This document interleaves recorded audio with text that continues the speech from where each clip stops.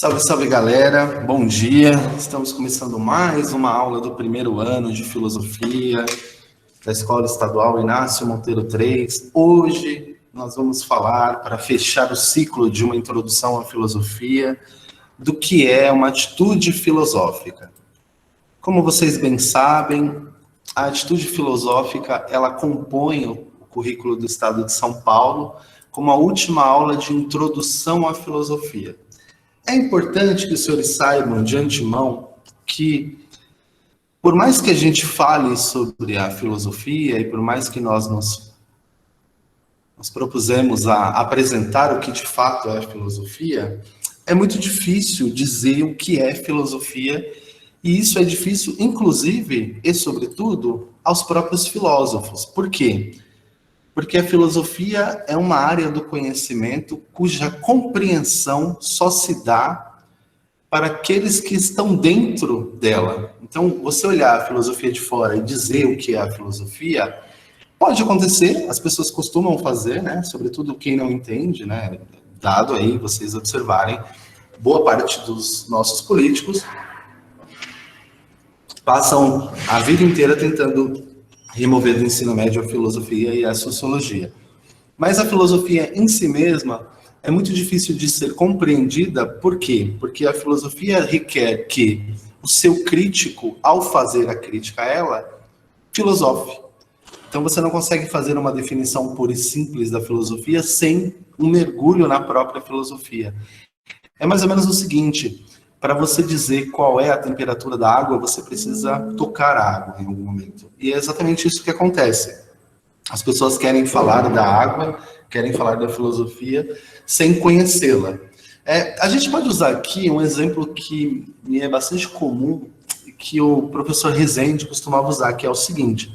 Ele dizia o seguinte: se você perguntar para 10 físicos ou para 10 químicos, né, o pessoal de física, o pessoal de química, que são ciências, né, ciências, no caso a química é uma ciência dura e a física é uma ciência matemática, digamos assim.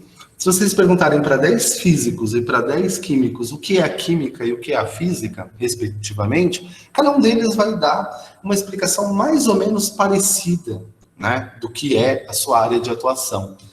Agora, se vocês ousarem perguntar para um filósofo, 10 filósofos, cheguem diante de 10 filósofos e perguntem aos filósofos o que é a filosofia. Aí, se forem 10, né, 3 vão ficar em silêncio, 2 vão sair correndo e 5 vão dar respostas totalmente desencontradas, respostas que aparentemente não se batem, respostas que aparentemente não têm coerência. E isso acontece, senhores, porque a filosofia é uma área do conhecimento que não é objetiva. Ela não, diferente das outras ciências que saíram de dentro dela, isso é importante que vocês entendam, que boa parte das ciências moravam dentro da filosofia, e à medida em que elas foram se tornando ciências objetivas, elas foram saindo, como é o caso da biologia, o caso da própria física, né? Tanto que quando a gente estudou lá Aristóteles e Platão, a gente percebeu que, além de filósofos, eles também eram matemáticos. Por quê? Porque a compreensão da realidade, proposta tanto por um quanto por outro, passava necessariamente pela matemática. Inclusive, dizem os historiadores da filosofia, que a escola de Platão, que vocês lembram o nome, que é a academia, ela tinha uma placa na porta dizendo o seguinte: entrada permitida somente a geômetras ou a matemáticos, né? Cada historiador dá uma tradução, para que vocês entendam a complexidade da coisa, né? Então, não é tão simples, né? Há 2.500 anos atrás, a filosofia, que é conhecida como a mãe de todas as disciplinas, ela estava envolta em todos os conhecimentos, e à medida em que a ciência foi progredindo, à medida em que o tempo foi progredindo, a filosofia ela foi assumindo uma perspectiva diferente da perspectiva inicial, e as filhas da filosofia, digamos assim, né, as áreas do conhecimento que saíram dela foram se tornando áreas objetivas. E dada essa objetividade, é mais fácil para um químico e para um físico dizer o que é a química e o que é a física, porque existe um conjunto de saberes e um conjunto de pressupostos dessas disciplinas e de outras que determinam a sua natureza. Enquanto no caso da filosofia, isso não é tão simples. Uma vez que nós temos sistemas distintos, filosofias distintas, ouso dizer para vocês, nessa introdução, já vou abrir o chat para vocês, tá?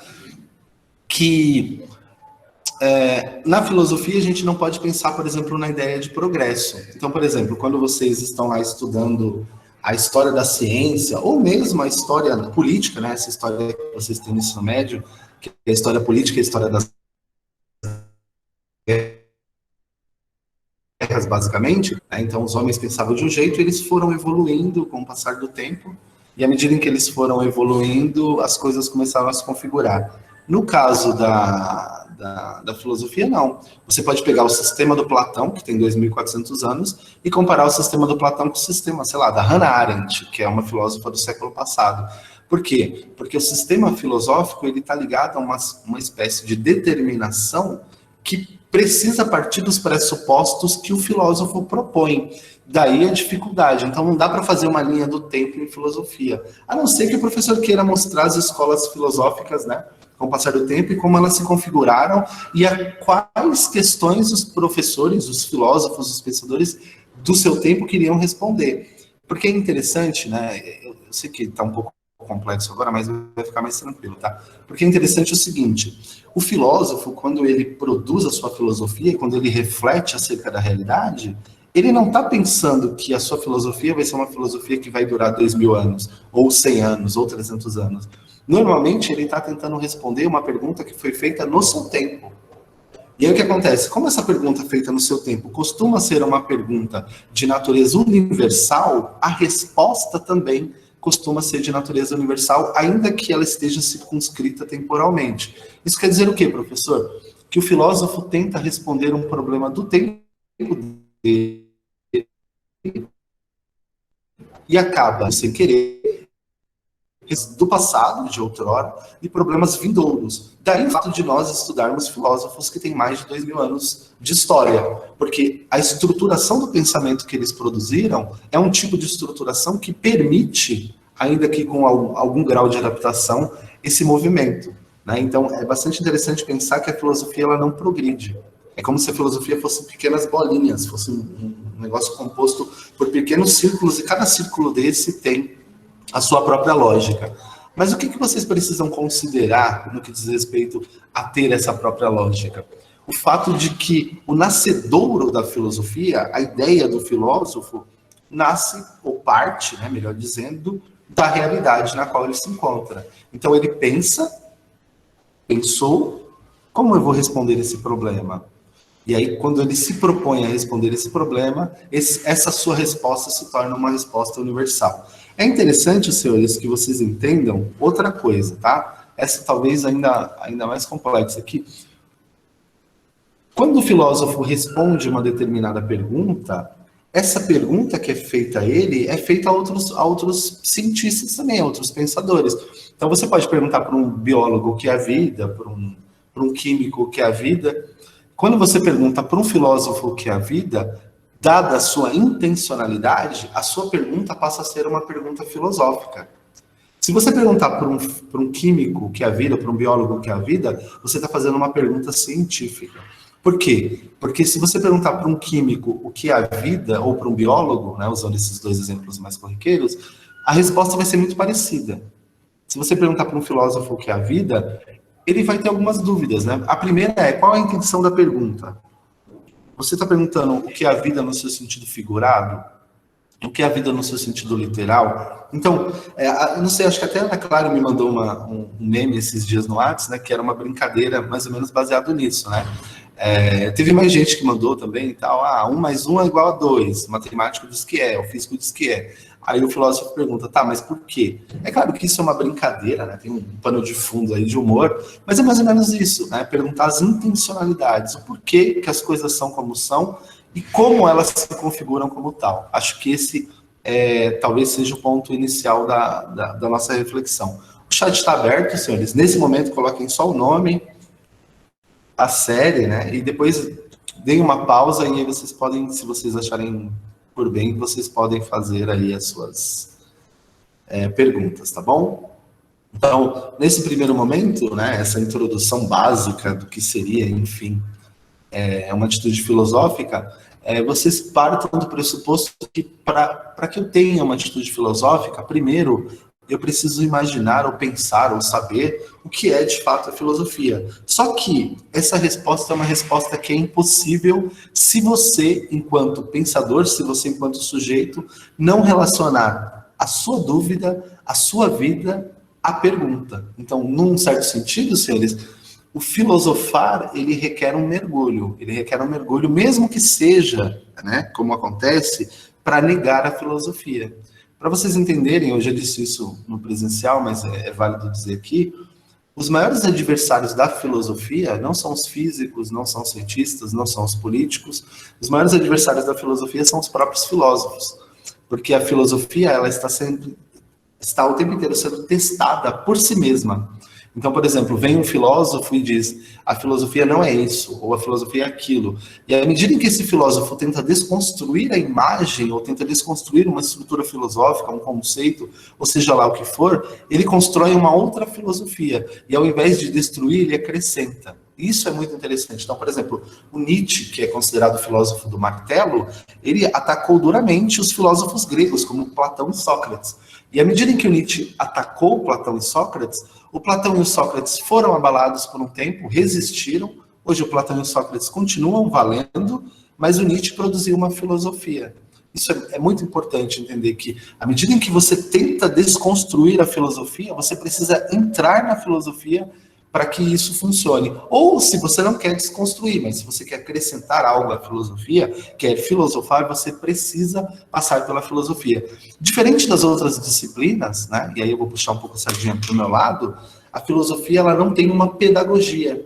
As pessoas que não são da filosofia acham que sim.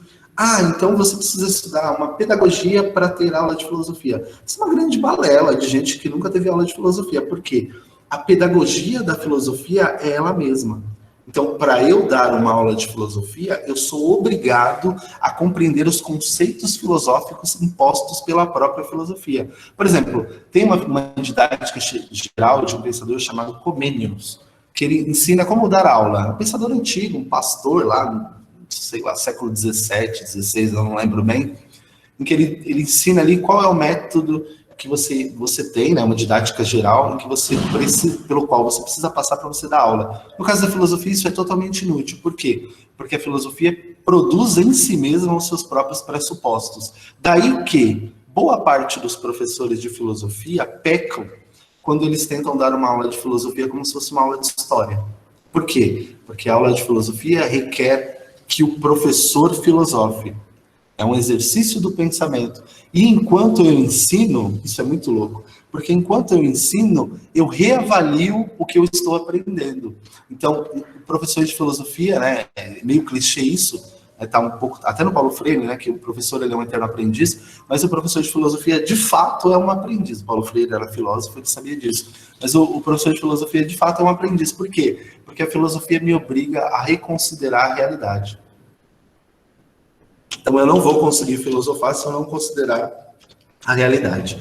Um ponto a se considerar, eu já vou passar os slides aqui, que eu fiz com muito zelo e muita qualidade, como vocês podem perceber, é que existe a filosofia como conhecimento acadêmico. Então, por exemplo, eu, professor, tive que ir lá na universidade, passei 4 anos estudando, lendo as principais obras da filosofia, depois fui lá, fiz um mestrado e tal, mais 2 anos e tal.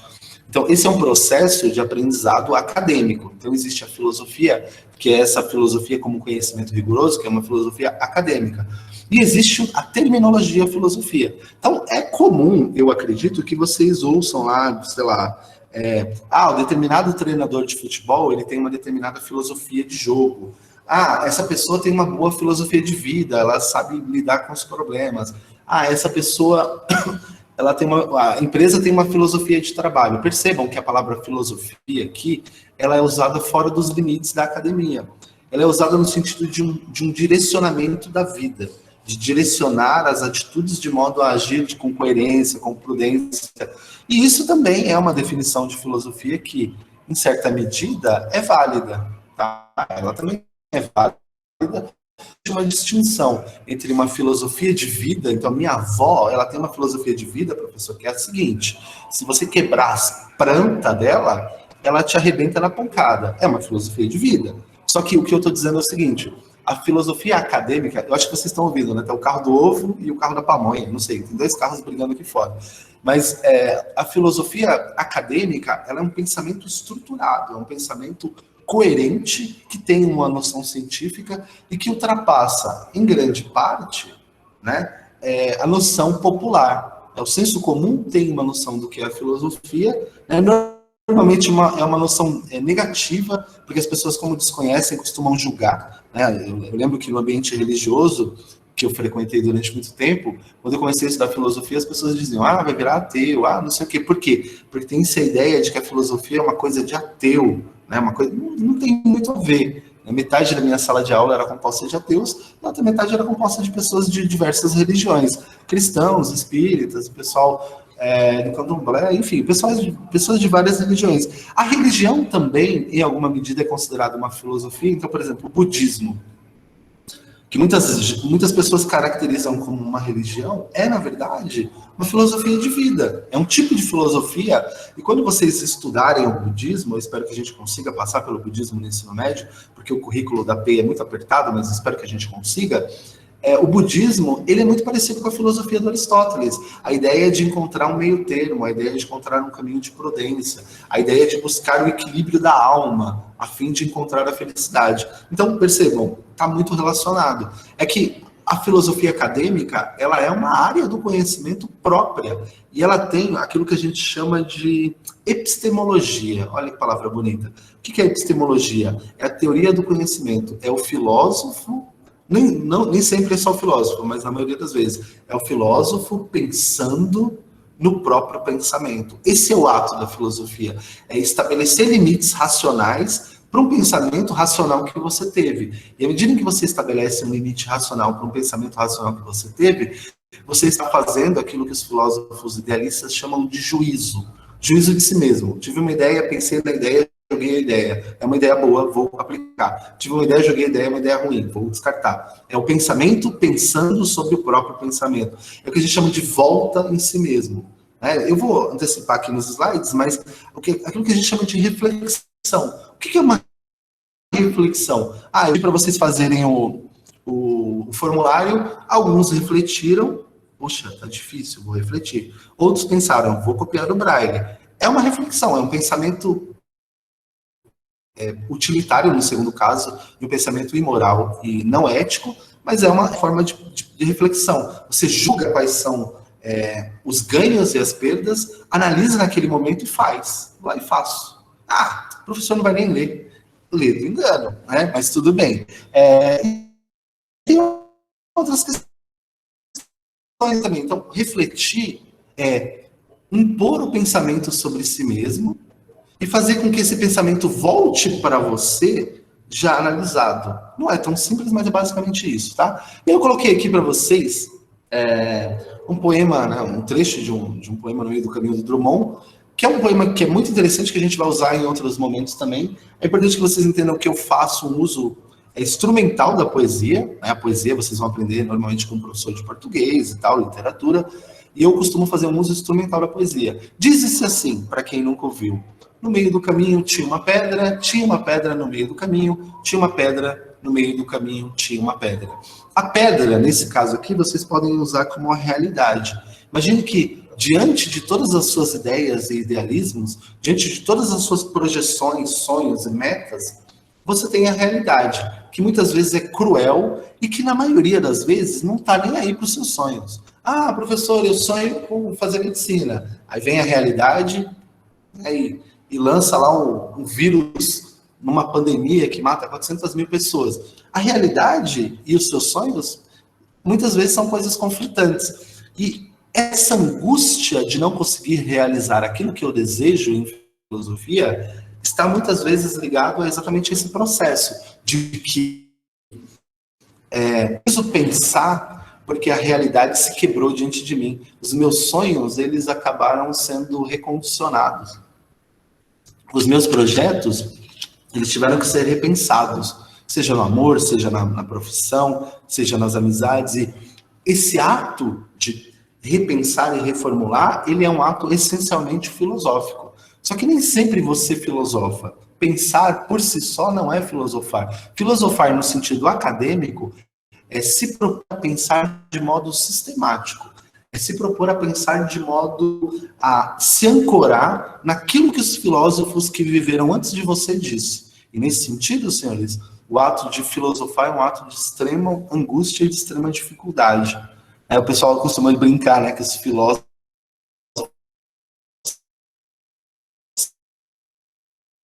tristes. Não é que o filósofo é triste, uma dose enorme de realidade, né? E aí quando você está muito ligado à realidade, você tende a pensar antes de se encantar com qualquer sereia. Né? É claro, senhores, isso é importante. Não é porque você é um pensador ou alguém que gosta de estudar, alguém que gosta de pensar, que você tem que ser alguém triste, né? Oh, não sei o quê. Não, é só ter o senso de realidade. Às vezes não é pessimismo, é realidade. E por que eu estou dizendo isso? Porque é comum, sobretudo nos ambientes de mídia, nos ambientes de autoajuda, as pessoas alimentarem a nossa alma com discursos vazios. Né? Se você quer, você pode. Isso é balela. Se você quer, você pode, desde que você encontre as condições possíveis, tanto na sua prática, quanto na prática do ambiente que você está, para realizar.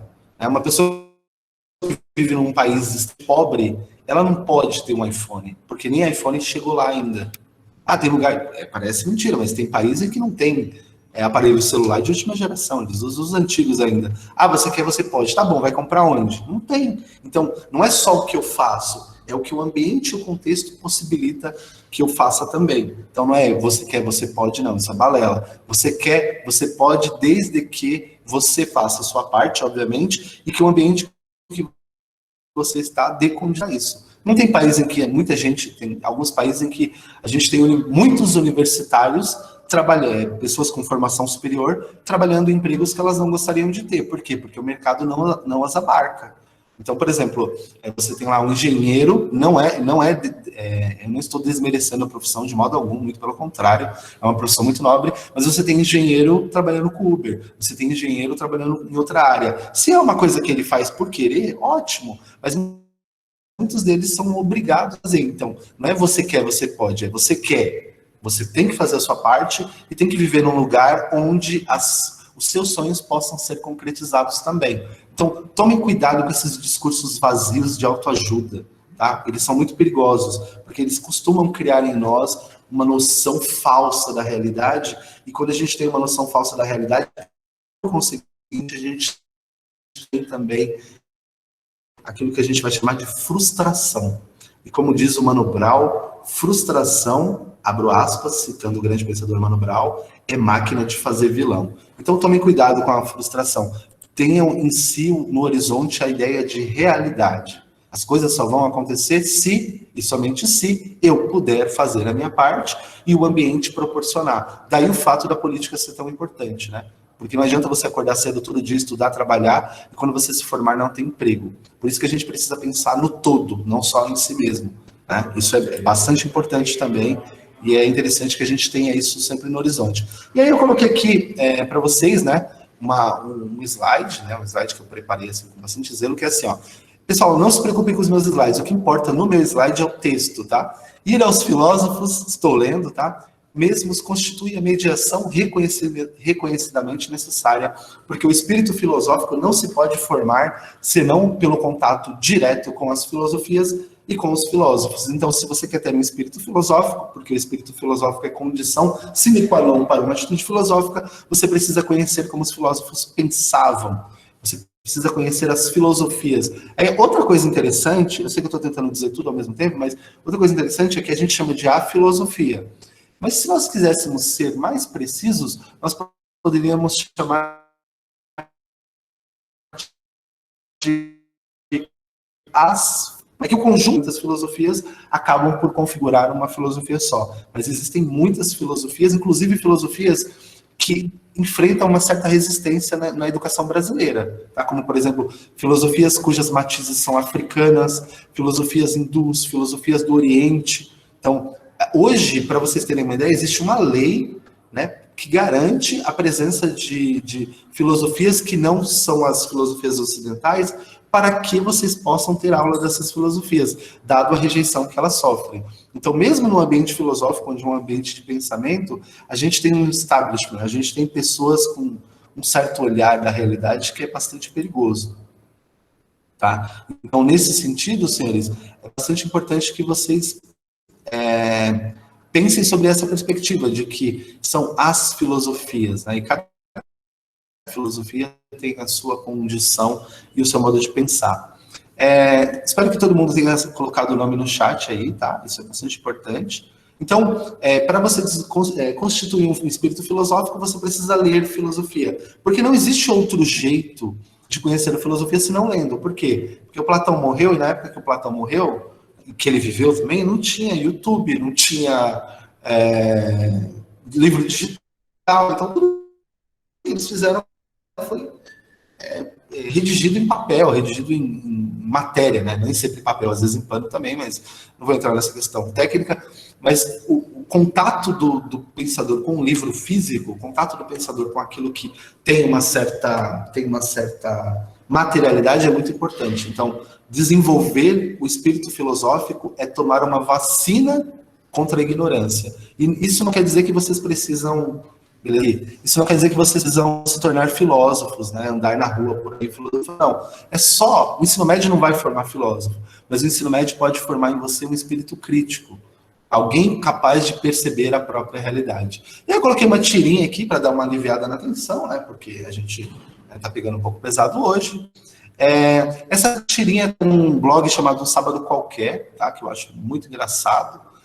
Aqui a gente tem um encontro, né, entre Deus e Sócrates. É claro, senhores, a ideia não é fazer chacota da religião de ninguém e tal. Né? A ideia aqui é pensar, né? E tem um pensador chamado Chesterton, que é um pensador cristão, que eu gosto muito, que ele diz assim: uma religião que não permite a brincadeira é uma religião que não é saudável. Então, eu como professor de filosofia tenho o dever de respeitar todas as religiões, até porque eu tenho a minha, mas eu tenho o dever também de não me submeter a elas, porque a escola não é igreja. Então, que vocês entendam isso. A escola não é igreja, e aquilo que for necessário para que vocês entendam a realidade, mesmo que isso demande um certo tom crítico, uma certa ironia, vai acontecer. Porque, em primeiro lugar, o aprendizado, tá? Então, aqui a gente tem um encontro de Sócrates com Deus, né? Seria Deus, né? O Deus cristão aí. E aí, Deus pergunta para Sócrates: estou curioso, como faço para ser um filósofo?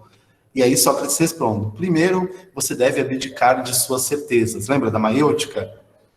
Deus então diz: de uma hora para outra, a filosofia ficou tão chata. Por quê? Porque você, para adentrar na filosofia, você precisa abdicar das suas certezas. Por quê? Porque à medida que as coisas vão acontecendo, você vai reformulando o seu modo de pensar. E o pensamento dogmático, que geralmente está ligado à religião, mas que nem sempre é religioso, às vezes é político, às vezes é científico, também, né, por incrível que pareça, parte do pressuposto que a verdade é aquilo e não pode ser questionada. Se a verdade é aquilo e não pode ser questionada, então você tem um pensamento em si mesmado e dogmático. E a filosofia, ela não permite isso. Ela pensa o seguinte: a gente precisa reavaliar, a gente precisa condicionar, a gente precisa pensar. Se você tem um cérebro aí, né, mesmo no contexto religioso, quem é religioso e é contra o pensamento, está indo contra a criação do próprio Deus, né? Se você acredita no Deus cristão, ou no Deus islâmico, ou no Deus judaico, enfim, qualquer Deus que seja criador aí, segundo a narrativa, é porque tem algumas narrativas religiosas em que Deus não é criador, ele é componente, faz parte da matéria. A gente vai ver isso futuramente, tá bom? E aí, o recorte do próprio Aristóteles, que a gente estudou na aula passada, ele diz assim: e entre as ciências pensamos que é mais sabedoria a que é desejável por si mesma e por amor ao saber. Lembrem-se, amor ao saber é o significado da palavra filosofia, do que aquela que se procura por causa dos resultados. Eu vou ler de novo, porque esse trecho do Aristóteles, ele é um soco na boca do estômago da ignorância. Diz-se assim: e entre as ciências pensamos que é mais sabedoria a que é desejável por si mesma por si mesma e por amor ao saber, do que aquela que se procura por causa dos resultados. Na filosofia você não vai ter resultados. Você vai ter que fazer por amor ao saber, por amor ao conhecimento. Então, se é por amor ao conhecimento, eu não estou preso ao caráter utilitário do saber. As pessoas, eu conheço muita gente que foi fazer universidade e fala, não, eu estou fazendo universidade porque eu quero ter um bom emprego. Se eu fosse o patrão, eu não contrataria. Porque se a pessoa está fazendo faculdade para ter um bom emprego, então ela não entendeu que a faculdade é uma formação da mente, mas também uma formação do espírito, daquilo que te faz cidadão. Então, se você é um técnico, um operador, uma pessoa que tem a mentalidade de uma formiguinha, você não é uma boa pessoa para ter na empresa, porque você só vai saber fazer e realizar aquela função. Quando houver um problema maior que requer de você maior complexidade, você vai ou vai tentar fugir ou vai tentar simplificar. Então, queiram perto de vocês pessoas que não temem o pensamento. Elas podem ser técnicas na área delas, obviamente, e é até bom que sejam, mas pessoas que não estejam limitadas. Para vocês terem um exemplo, uma das grandes distinções, senhores, dos alunos que frequentam a universidade pública, e eu espero que todos vocês estejam nela, porque se ela é pública e é de graça, ela foi feita para vocês, é que boa parte dos alunos de universidade pública que estão se dando bem, eles são pessoas que não pensam só na área de conhecimento deles. Então eu estava conversando esses dias com um ex-aluno meu, com bastante alegria, ele é um engenheiro, está fazendo engenharia, e ele está lendo um livro de filosofia. Para quê? Para nada. Ele não é disciplina, professor nenhum pediu, ele está lendo por quê? Porque ele quer formar a própria consciência, ele quer formar o próprio espírito. Ele lê os livros indicados no curso dele, mas ele lê também livro de filosofia, ele lê livro de arte, ele lê livro de história, ele lê livro de política, ou seja, ele está se constituindo como uma pessoa capaz de ser engenheiro, mas não ser só engenheiro. É isso que vocês precisam entender. Porque o espírito que querem colocar em vocês vai lá, seja trabalhador que você vai ganhar dinheiro. As pessoas querem formar em vocês o espírito de formiga. Não permitam que isso aconteça. Seja como a girafa, né? Olhe os problemas de cima. Você é vulnerável, igual qualquer outro bicho, mas pelo menos você consegue ter uma visão macro do todo. Então, perguntou, foi na entrevista de emprego lá. Se você fosse um animal, que animal você seria? Aí você vai dizer, na entrevista você vai dizer, eu seria uma formiguinha, porque eu vou trabalhar o dia inteiro e se você quiser, senhor patrão, você pode pisar em mim. Mas quando você entrar, aja como uma girafa, olha de cima, se é um problema. Por quê? Porque a formiguinha, coitada, né? Ela só trabalha e não tem nem tempo para pensar. Já a girafa não, a girafa consegue ver o problema vindo de longe, porque ela consegue enxergar de maneira macro. Essa é a ideia da filosofia, é fazer com que a gente invista o nosso tempo, né, o carpe diem, em nós mesmos, no nosso espírito, no nosso conhecimento. Se fosse para a gente ser formiguinha, não seria necessário ter escola. Né? Tomem bastante cuidado com isso, tá? Então, fujam daqueles que querem que a ciência seja utilitária.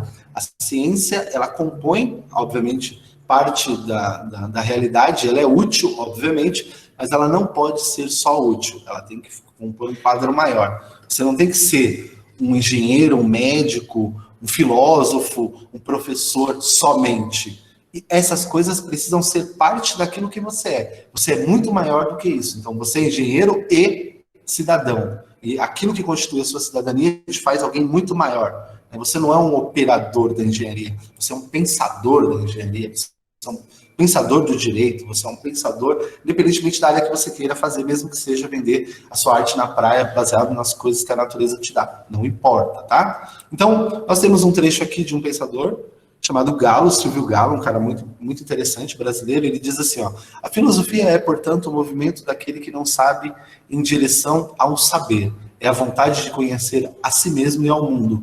É o que eu disse no começo da aula. À medida que você filosofa, você conhece o mundo, mas a sua compreensão do mundo só vai ser plena se você conhecer a si mesmo. Então, quer conhecer o mundo? Lembra das primeiras aulas? Comece conhecendo a si mesmo. Conhece-te a ti mesmo, e aí quando você tiver uma dimensão melhor, você não vai se conhecer totalmente, você vai passar também a conhecer o mundo, tá bom? Esse pensador é muito interessante. Aí aqui uma fala do professor Rezende. Percebam, senhores, a palavra talvez, ela está sempre no horizonte da filosofia. É raro o filósofo dizer que é ou que não é, usar o todo ou nunca. Né? Por quê? Porque o talvez quer dizer que pode ser, mas também pode não ser. E aí ele diz assim, talvez uma das características da questão filosófica seja o fato de suas respostas ou tentativas de resposta jamais esgotarem a questão. que permanece assim com sua força de questão a convidar outras respostas e outras abordagens possíveis. Isso quer dizer o seguinte: numa área da ciência, uma vez que você chega a uma determinada resposta, aquilo acabou, parte para outra, fechou o ciclo.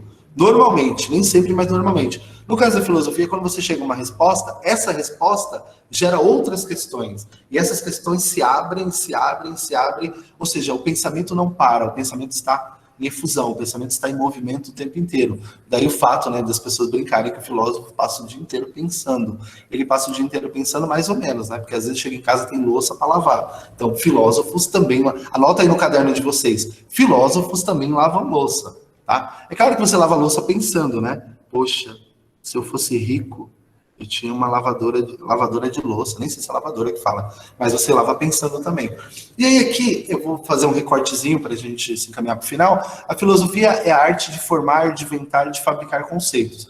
Diferente dos outros filósofos, o Deleuze, que é um pensador importante, né, a gente chama de esquizofilósofos, que são os filósofos mais ou menos esquisitos, ele vai dizer o seguinte, que diferente do que diziam os filósofos anteriores a ele, que para que você adquira um espírito filosófico, você precisa conhecer as filosofias que passaram por antes de você, como se a filosofia fosse uma vacina, o Deleuze vai dizer o seguinte: a filosofia não é isso, não é conhecer a história da filosofia. A filosofia é, estou diante de um problema. Diante desse problema, eu preciso pensar ativamente e encontrar soluções para esse problema. Daí a ideia de fabricar conceitos. Eu estou diante de um problema sério agora, um problema teórico complexo. O que eu vou fazer? Eu vou pegar todos os meus conhecimentos de matemática, português, história, ciência, a minha experiência de vida, todos esses conhecimentos, vou criar uma resposta para aquele problema. Então, eu vou criar um conceito, e esse conceito pode ser usado por outra pessoa numa circunstância parecida, num momento parecido,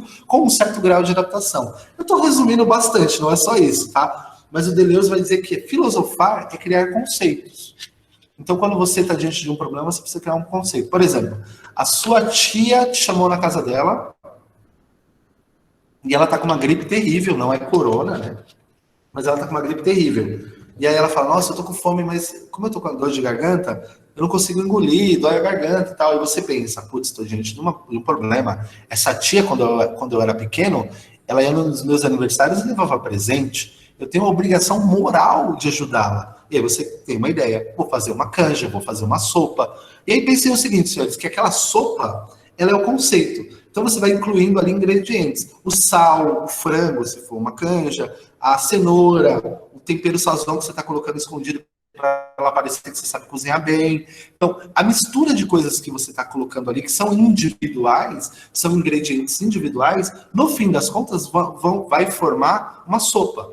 A sopa seria o conceito. Se o Deleuze ouvisse eu usando a filosofia dele e exemplificando a filosofia dele com sopa, certamente ele me mataria. É uma palavra na minha cabeça, mas funciona. Então imagine que para o Deleuze, a filosofia deleuziana seria como você construir uma sopa. Você pega os ingredientes, mistura na quantidade correta, então você tem uma coisa que é mais salgada, uma coisa que é mais insossa, uma coisa que não tem tanto gosto. Na hora que mistura essas coisas todas, o que acontece? Elas assumem um gosto próprio, elas assumem uma textura própria e você alegra a vida da sua tia. Então, a filosofia é a arte de formar e de inventar conceitos. Só que você inventa o conceito do nada? Não. Você precisa pegar um conhecimento que você já tem. Você precisa pegar os ingredientes da prateleira. É como uma música, lembra do compositor? Ah, o cara é compositor lá, tá fazendo só composição e tal, e não sei o que, para você compor uma música, você precisa conhecer as notas. Para você criar um conceito, você precisa ter ideias organizadas e bem estipuladas para que você consiga, enfim, fazer isso. E aí a gente agora vai para a ideia da atitude filosófica, tá? Tá acabando. Eu sei que vocês adoram a minha aula, eu leio lá quando eu vou fazer a chamada, eu leio lá vocês comentando. Agradeço pela atitude de vocês, tá? E fico muito feliz de saber que uma galera tão jovem gosta de filosofia. Claro que não é todo mundo, né? Ninguém também... nem todo mundo precisa gostar de tudo, né? Tem gente que é mais de exatas, tem gente que é mais de artes, e tudo bem, pessoal, tudo bem, não tem problema. Então, a atitude filosófica, segundo a Marilena Chauí, inicia-se dirigindo essas indagações ao mundo que nos rodeia e as relações que mantemos com ele. É um pouco do que eu falei já, né? Pouco a pouco, descobre que essas questões pressupõem a figura daquele que interroga e que elas exigem que seja explicada a tendência do ser humano a interrogar o mundo e a si mesmo com o desejo de conhecê-lo e conhecer-se. Isso é interessante, senhores, porque o nosso amigo Aristóteles, todo homem tende ao saber. Então, sempre vai ter dúvidas, e todas as dúvidas que você tem, elas vão te obrigar a se movimentar. É basicamente a minha ideia, né? Então, é nesse sentido, a atitude filosófica, assim como a filosofia, nasce de um termo grego chamado tauma, ou o assombro. Você se espanta com determinada coisa, e aquele espanto, né, faz com que você mude a sua atitude diante da vida. O Rousseau, que é um pensador que a gente vai ver no terceiro ano, o start dele foi ter caído num buraco.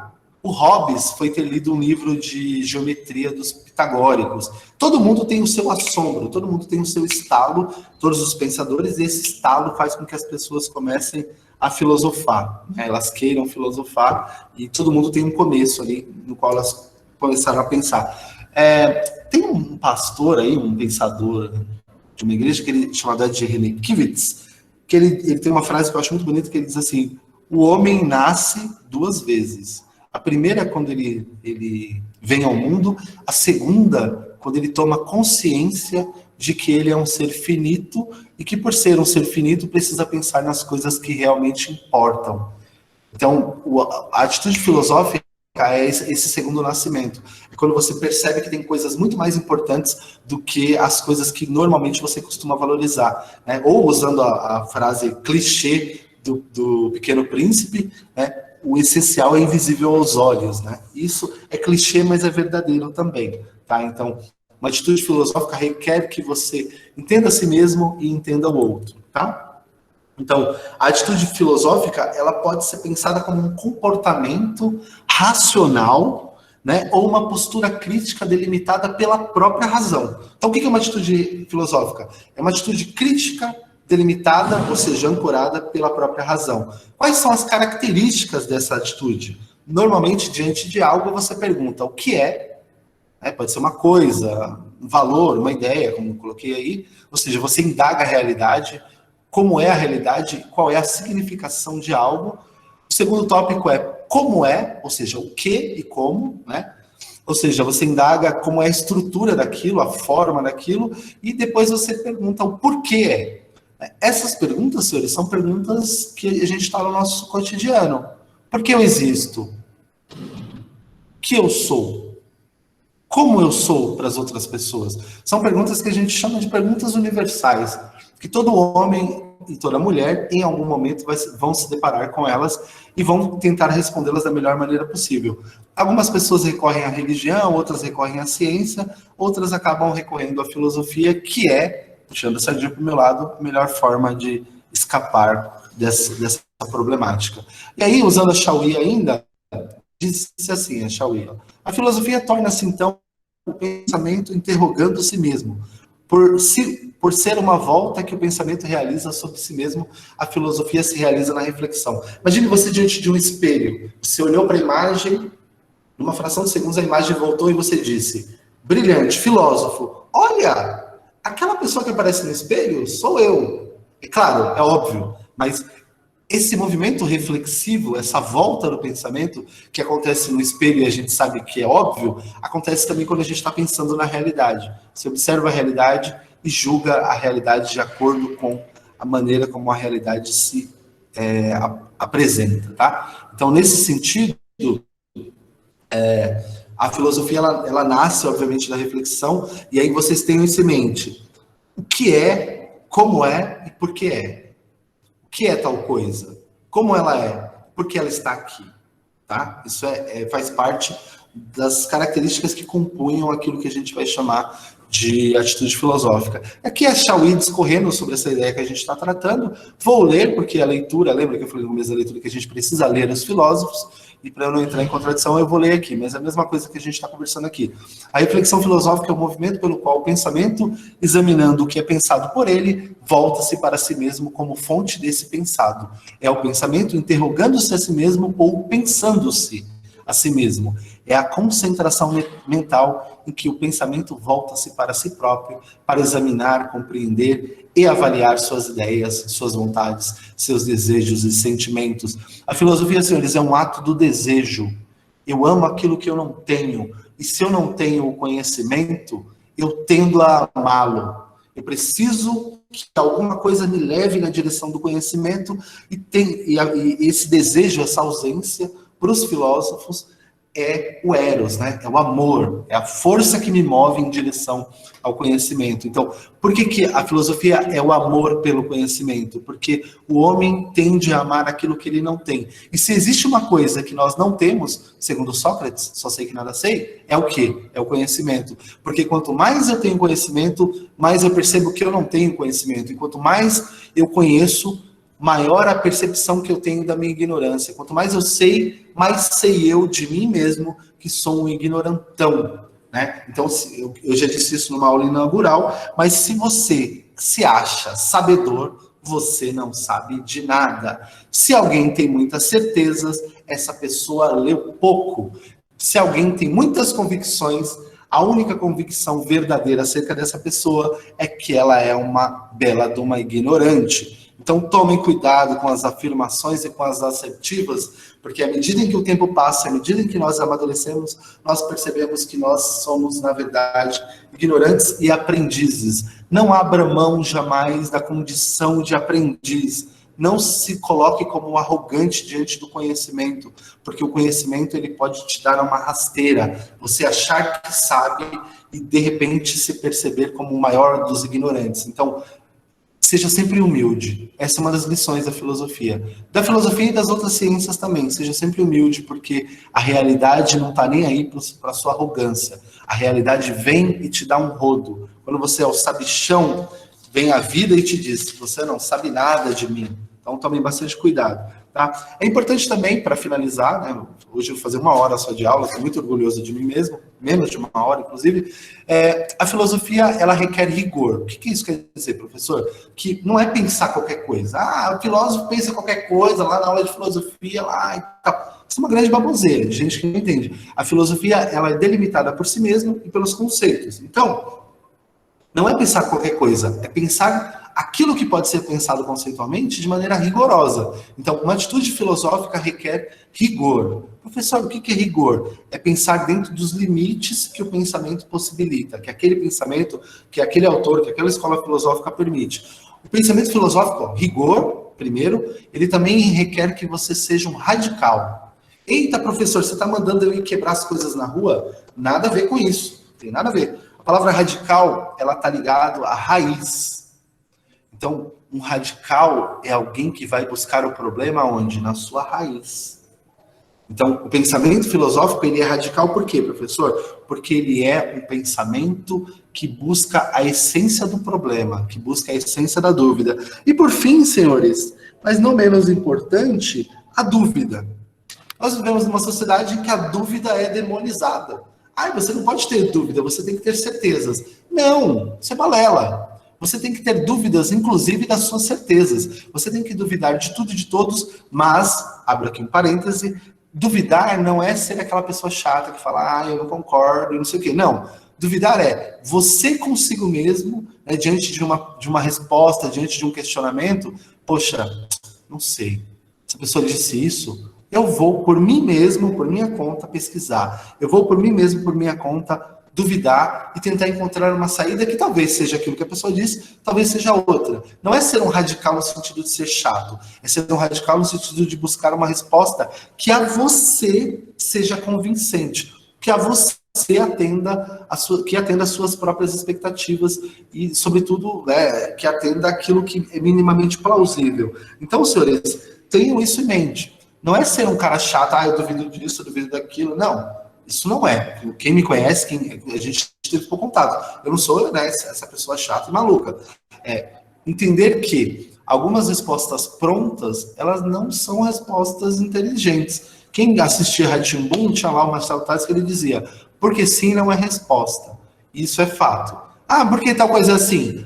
Porque sim. Toma cuidado. Toma cuidado com quem usa o porque sim, porque quem diz porque sim está tentando cercear o debate e está tentando condicionar e levar você para um caminho que muitas vezes é o caminho que ele escolheu, não que você escolheu. Né? Ou, usando as palavras do próprio Platão, quem não se importa com a realidade será conduzido por aqueles que se importam. Então, se importe com a sua própria vida, obviamente, em primeiro lugar, mas também com a realidade que te cerca.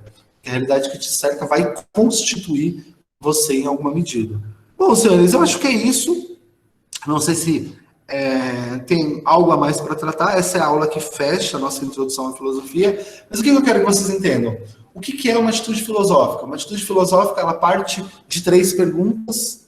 O que é, como é e por que é. Né? E ela está ligada a um certo rigor, né? A uma certa delimitação. Ela está ligada a uma busca pelo problema na sua origem, ou seja, uma busca pela raiz, uma busca pela radicalidade, mas radicalidade aqui não no sentido que a maioria das pessoas tomam, é que quando a gente pensa em radical, a gente pensa em alguém quebrando coisa no centro de São Paulo. Não é essa a ideia. O radical aqui é alguém que busca a origem do problema. E por fim, né, mas não menos importante, uma atitude filosófica é alguém que não descarta em hipótese nenhuma dúvida, né, mas que quando está diante de uma resposta plausível, de uma resposta coerente, não a nega por simples movimento do ego.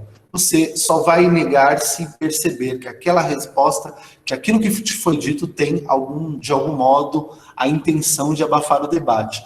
Usando mais uma vez o Platão, ele diz assim, as pessoas costumam questionar os mitos. Inclusive, senhores, eu dei uma aula ontem para o 2º ano sobre mito, top, tá? Depois, quando tiver no YouTube, se vocês tiverem um tempo, assistam. Mas o Platão diz assim, as pessoas costumam questionar os mitos, dizem que os mitos são coisas de mulheres velhas, que ficam lá lavando roupa e não sei o quê. Mas ele diz assim, se você não tem uma resposta melhor, e se a investigação filosófica não te trouxe algo melhor do que a resposta que o mito deu, deixa o mito lá, então.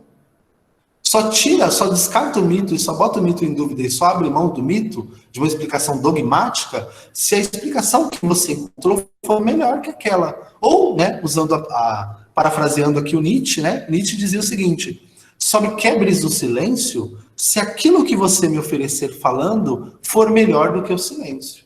Né? Olha que bonito isso, eu acho isso muito maravilhoso. Né? Então, se você não tiver nada melhor para dizer, como diria minha mãe, fica então, assim, só abra sua boca quando você tiver certeza de que aquilo que você vai trazer de fato algo que seja produtivo, algo que melhore a sua própria perspectiva e a perspectiva dos demais sujeitos. Bom, senhores, era isso, né? Eu não sei se alguém tem algum questionamento, alguma dúvida. Se vocês tiverem algum questionamento, alguma dúvida, falem agora ou depois mandem mensagem. Não havendo mais nenhum questionamento, tem alguém que quer perguntar alguma coisa, falar alguma coisa, sim ou não? Tá tranquilo? Hoje o chat foi super de boa, né? Pessoal, eu não dei bronca, tá? Eu não dei bronca no chat, tá? Oi? Estamos melhorando, vai. Desculpa, Kevin. Desculpa, eu não te ouvi. A gente está melhorando, professor. Não, então, mas vocês podem usar o chat. O chat faz parte da aula. Inclusive, tem muita pergunta que vem no chat que me ajuda. A ideia é, coloquem o nome, deem 5 minutos, depois de 5 minutos vocês podem chat normal. Eu não tenho essa besteira, não. Ao contrário, eu acho legal. Eu vou ler lá o que vocês estão falando, lá, dou risada. Claro, senhores, a gente não pode.